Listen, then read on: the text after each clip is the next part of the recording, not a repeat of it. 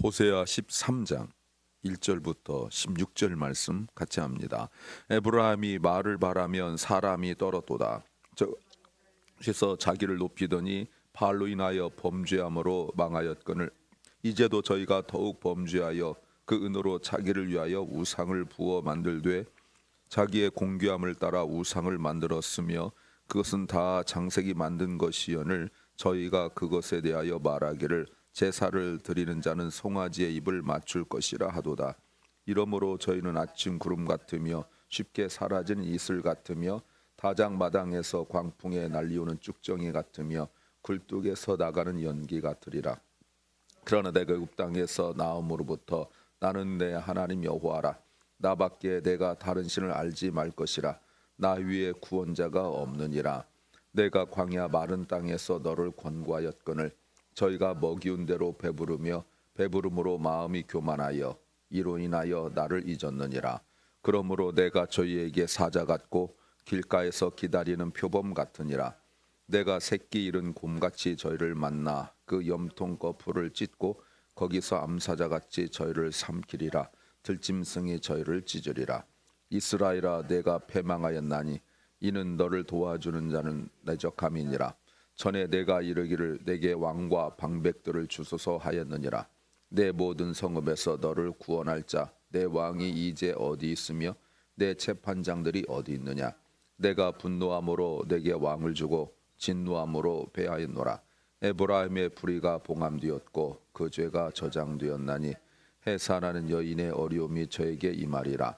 저는 어리석은 자식이로다. 때가 임하였나니 산문에서 지체할 것이 아니니라. 내가 저희를 움그려서 속량하여 사망에서 구속하리니 내 마음이 어디 있느냐. 목전에 수물이나 저가 비록 형제 중에서 절신하나 동풍이 오리니 곧 광야에서 일어나는 여호와의 바람이라. 그 근원이 마르며 그 샘이 마르고 그 적축한 바 모든 보배의 그릇이 약탈되리라. 사마리아가 그 하나님을 배반하였으므로 형벌을 당하여 칼에 엎드려질 것이요 그 어린아이는 부서뜨리오며 그 아이 벤 여인은 배가 갈리오리라. 아멘. 13장은 또 새로운 단락입니다. 첫 믿음을 지키지 못한 이스라엘이 우상 숭배하다가 그리고 세상 정치 따라서 가다가 하나님을 잊었고 결국 하나님의 징계를 받고 멸망당하는데 그 멸망의 모습이 너무 참혹한 모습입니다. 설교 제목은 더 가져서 행복한 것은 아니다. 더 가져서 행복한 것은 아니다는 제목입니다. 지금부터 조금만 더 가지면 행복할까요? 예전에 제가 설교 시간에 말씀을 드렸지만 지금보다 조금 더라는 기준은 없다라고 통계적으로 나왔다고 말씀을 드렸죠.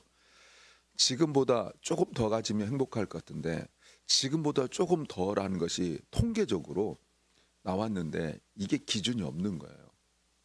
그래서 지금 내가 부족한 것이 분명히 내가 인식하는 게 있는데 요것만 가지면 좀 삶이 나아질 것 같은데 그거 가졌 것도 어렵지만 그거 뭐 문제 해결되기도 어렵지만 이거 해결된다고 해서 행복한 건 아니에요. 조금 지나고 난 뒤에 또 다른 불만이 나오고 또 다른 불만이 나오고 계속 이루어져요. 그래서 성경은 우리에게 아예 처음부터 감사를 가르치는 겁니다. 보기에 내가 느끼기에 내 상황이 판단되기에 여기에 결정된 것이 아니라 하나님과 관계 속에서 감사를 가르치는 거예요. 그런데 우리가 자꾸 믿음이 떨어지면 이것만 해결되어지면 이 문제만 없어지면 더 행복할 거라고 착각하게 되죠. 그러나 조금 더 갖는다고 행복한 것은 아니에요. 왜 그럴까요? 첫째는 이기적이기 때문이다는 겁니다. 오늘 1절 말씀에 에브라임이 나옵니다. 에브라임은 이중적 의미가 있어요. 하나는 북이스라엘 전체를 대표하는 이름 에브라임이 될 수도 있고 또는 북이스라엘 전체 지파 중에서 첫 번째 이렇게 말할 수 있는데 뭐 한꺼번에 쓸 수 있어요. 이렇게 말하고 있습니다. 에브라임이 처음에는 말을 말하면 사람이 떨었어요. 그리고 권위도 있었어요. 여러분, 떨었다는 건 권위도 있고 인정받았다는 뜻입니다. 세상적으로 가질 만큼 가지고 있었다는 거예요. 이 모든 것이 누가 준 겁니까? 하나님이 주신 거죠. 오늘 출애굽 이야기를 계속 하시고 있는데, 출애굽하여 그들은 노예로 살았고, 그리고 광야 지나고 이럴 때 자기들이 노력하여 얻은 거 하나도 없습니다. 그들이 그 사막을, 광야를 개간을 해서 먹고 살고 이런 거 아니었습니다.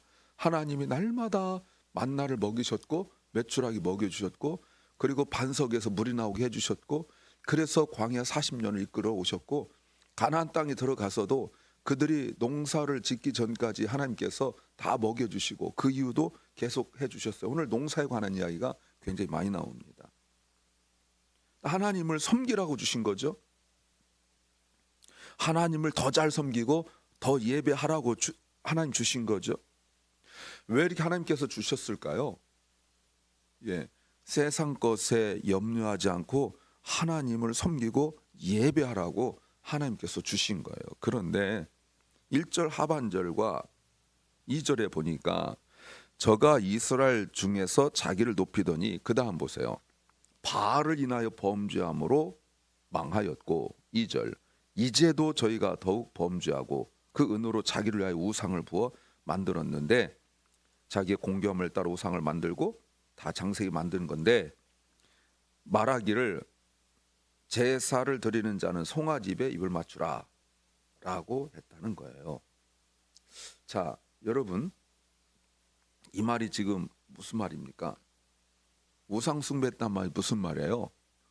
이렇게 우상에게 열심을 내는 게 무슨 말이에요? 스스로 그 권위를 버렸다는 뜻입니다. 왜요? 지금보다 더 가지려는 욕심 때문에. 이 말의 의미가 뭐죠? 하나님이 주신 것에 감사가 없고 만족할 수 없었기 때문에 그래요.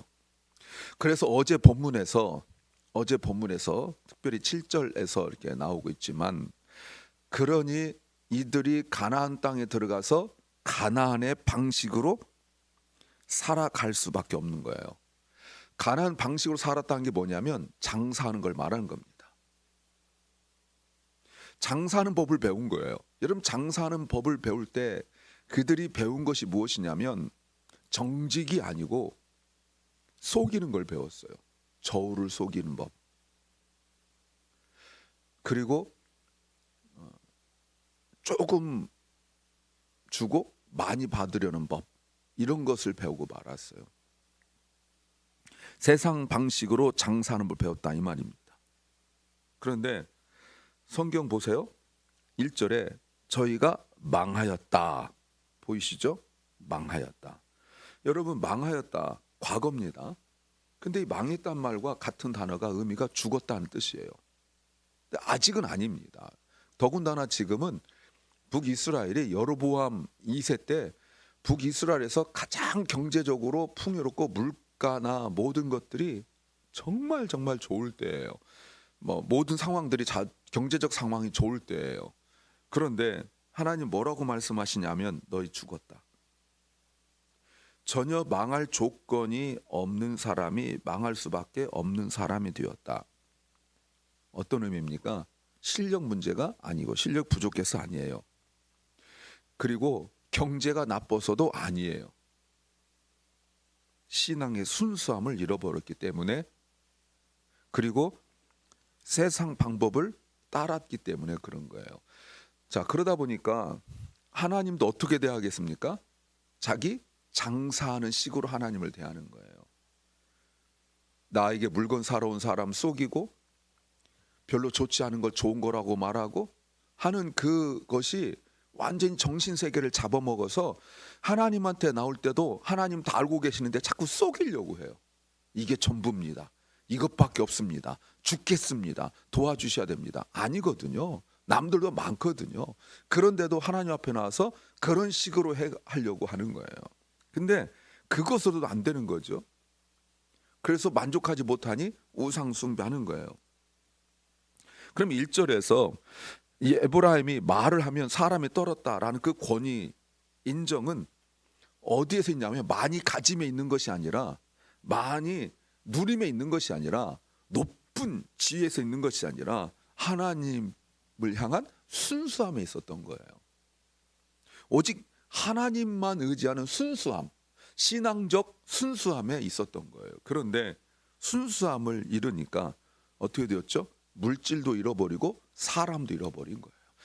하나님 앞에 나와서 잔머리 썼더니 그렇게 사람한테 잔머리 쓴 사람한테 당해버린 거예요. 그리고 물질이 나를 속여요. 그래서 3절에 그러므로 저희는 아침 구름 같으며 쉽게 사라진 이슬 같으며 다장마당에서 광풍에 날려오는 쭉정이 같으며 굴뚝에서 나가는 연기 같다. 사라져버리고 마는 거예요. 돈이 이렇게 사라져버린 거예요. 돈이 사라져버리고 마는 거예요. 요 3절의 내용이 돌아오는 주일에 설교하고 맞물린 부분이 있습니다. 욥기 14장하고 때 좀 더 보도록 하죠.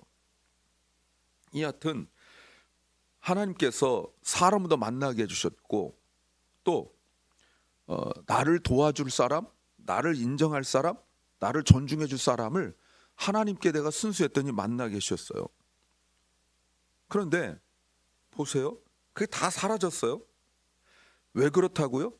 그들이 2절에 자기를 위하여, 셀피시한 거죠. 우상을 섬기는 가장 큰 특징이 자기를 위하여라고 말씀드렸습니다. 여기에 자신을 위하여 돈이 사용되어지고 시간이 사용되어지고 그렇다는 거예요. 하나님을 위한 예배, 하나님을 위한 인생이 아니라 나를 위한 시간 사용, 나를 위한 물질 사용이 되어져 버린 거예요. 하나님께서 주신 그 축복과 은혜가 그게 무엇이냐면 자신의 공교함이라는 것이 하나님 주신 축복과 은사를 말하는 거예요. 선물이에요. 그 정교함이라는 것은 기술이고 실력이고 은사고 능력이고, 그리고 자기가 지금까지 살아올 수 있었던 하나님 주신 축복이에요. 이게 기술이에요. 이게 사업을 할 수 있는 기술이에요. 그런데 이것이 분명히 하나님께 주신 건데 이것 가지고 사람들이 인정할 만한 실력이 있었다는 거예요. 그런데 이것이 오히려 자기에게 족쇄가 되고 말았어요. 얼마나 잘 만들었는지 사람들이 그것에다가 입을 맞출 것이라고 말하는 거예요. 너무 잘 만들어서. 근데 여러분 그게 뭐예요? 우상이에요. 그게 우상이에요. 살아있는 듯한 조각품을 만든 거예요. 그게 예술이 아니라 우상이 되고 말았어요. 이 말이 의미가 뭡니까? 하나님이 주신 축복을 엉뚱한 데 쓰고 있다는 뜻입니다. 그 기준이 뭐죠? 나예요. 하나님이 돈 주셨더니 엉뚱한 데 쓰고 있어요. 누구를 위하여? 나를 위하여. 하나님께서 건강 주셨더니 엉뚱한 데 쓰고 있어요. 누구를 위하여? 나를 위하여. 그래서 다 없어져요. 그 앞에서 하나님께서 그런 말씀하신 적이 있어요. 6장 4절에 에브라임아 내가 내게 어떻게 하랴, 유다야 내가 내게 어떻게 하랴, 너의 인애가 아침 구름이나 쉬 없어지는 이슬 같도다. 우상 만들어서 내가 돈 많아서 또 내가 실력이 있어서 인정받는 것이 아니라 하나님께 순수할 때 하나님이 도와주십니다. 두 번째는 이익 따라 움직이기 때문이다 하는 겁니다. 4절 그러나 내가 애굽 땅에서 나옴으로부터 나는 내 하나님 여호와라. 나밖에 내가 다른 신을 알지 말 것이라. 나 이외에는 구원자가 없다. 하나님은 우리에게 분명히 말씀하세요. 너희를 인도하고 너희를 도와줄 이 세상에서 단 하나뿐인 하나님이다 말씀하시죠. 심지어 5절 내가 광야 마른 땅에서 너를 권고하였다. 광야든 어디든 언제나 하나님밖에 없어요. 광야에서 가진 것이 없을 때, 정말 아무것도 없을 때 그때도 하나님께서 도와주셨어요. 그때는 만나 메추라기 이것만 의지하다가 없으니까 6절 저희가 먹이운 대로 배부르며 배부르면 마음이 교만하여 이로 인하여 나를 잊었다.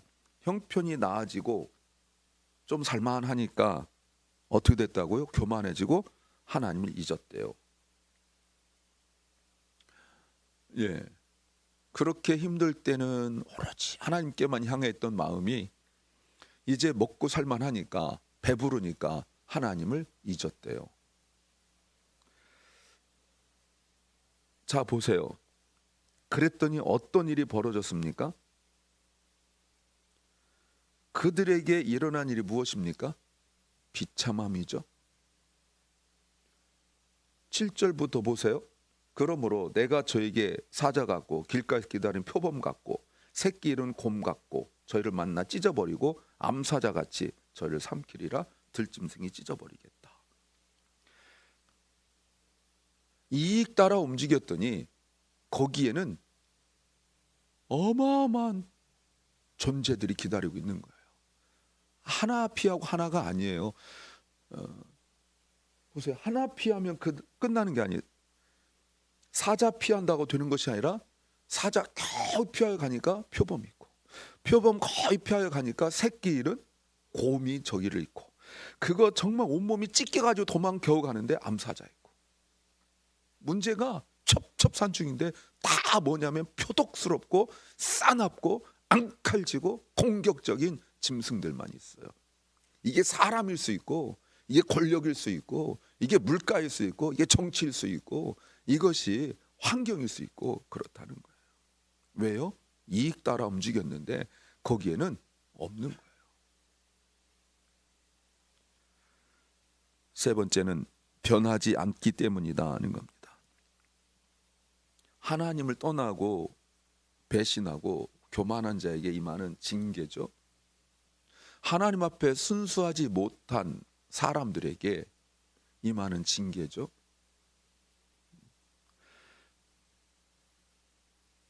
자, 그런데 그들이 이제 의지할 것은 뭐밖에 없냐면 지도자들밖에 없어요. 9절 이스라엘아 내가 패망하였나니 이는 너를 도와주는 자가 나를 대적함이니라.